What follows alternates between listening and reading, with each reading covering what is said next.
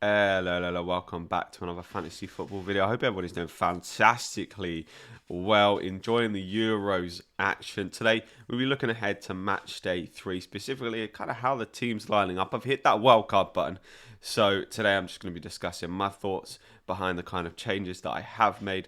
Obviously, it's not kind of a 100% confirmed team, but I think it's basically pretty much there. If you are enjoying this style of content, please don't forget to hit that like button. Hit the subscribe button if you're around here, getting so close to that 1K mark now, so I'd really appreciate it. If you don't mind helping me out, well, let's get straight on into this one. So, I think I've discussed this a little bit in my kind of previous videos, but the main thing we're looking for in this final day of fixtures are teams that obviously have good fixtures, the likes of Belgium, the likes of the Netherlands, and also teams that have something to play for. You know, the likes of Scotland, the likes of Croatia, even the likes of, say, Ukraine.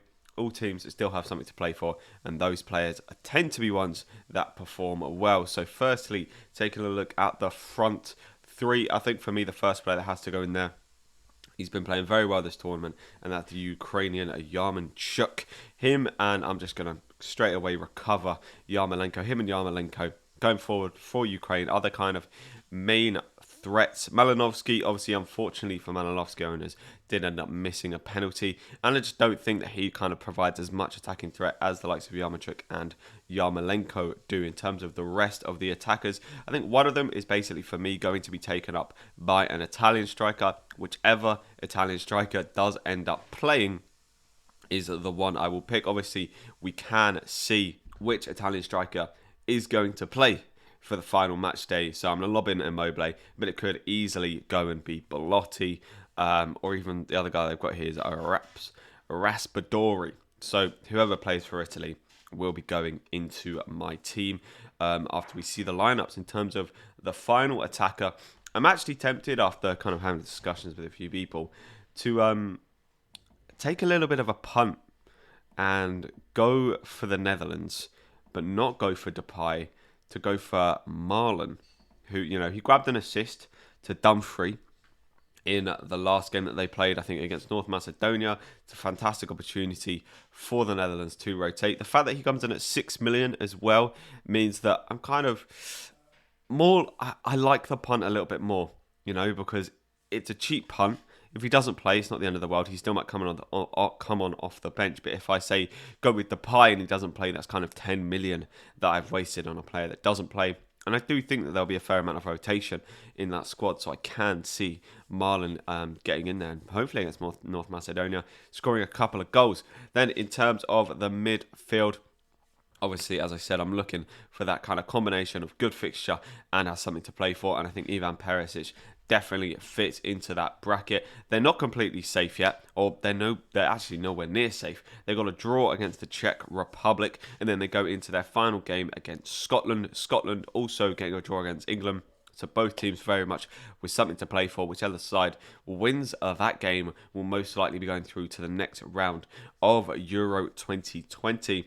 And so I think that Croatia just do have that class over Scotland. It'll be a very different game to the Scotland-England game, as the Scottish will be very much coming out trying to attack against Croatia. And I think that probably will end up being their downfall. And Croatia and Perisic will probably go and knock a couple past them. And in terms of the rest of the midfield, I think I really want to go for Kevin De Bruyne.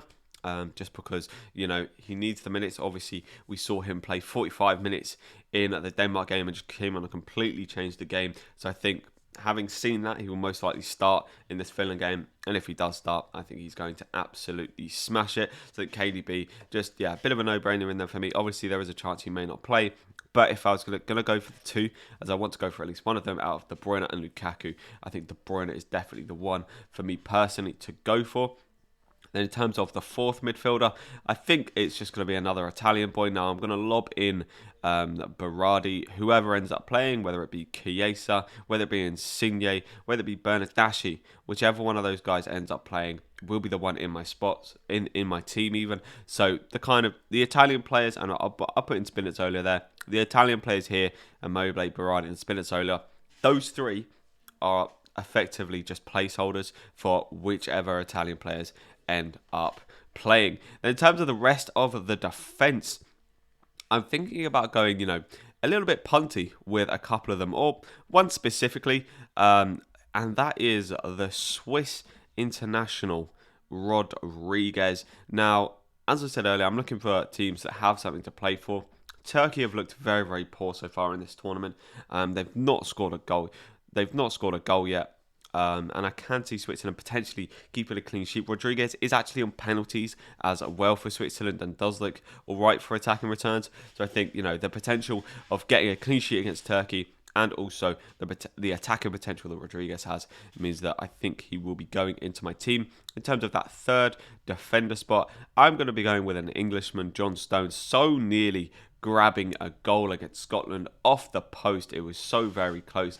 But yeah, I think in this game, England will keep a clean sheet.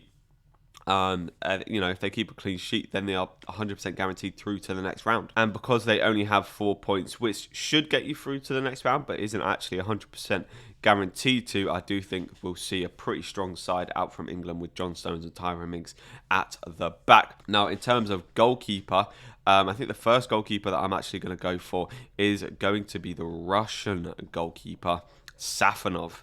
I'm tempted by Hirodaki playing against Belgium, but because I've got Kevin De Bruyne, it feels a little bit kind of counterintuitive to play Hirodaki. But I think Safonov, for me, is going to face quite a few shots from a Danish side that very much needs to win that game to stand any chance of going through to the last 16.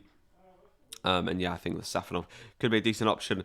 But the main thing about Safonov is he is 4 million, and I'm going to have a goalkeeper coming in behind him that I very much think is going to keep a clean sheet. So Safonov obviously is just a complete and utter punt, with Simon playing against Slovakia coming in behind him. And I'm actually going to double up on Spanish defenders, getting Jordi Alba there for 6 million. And then I'm thinking I might go for a couple of Germans because, Germany playing against Hungary, I think for me, they're really going to need to step up in that game.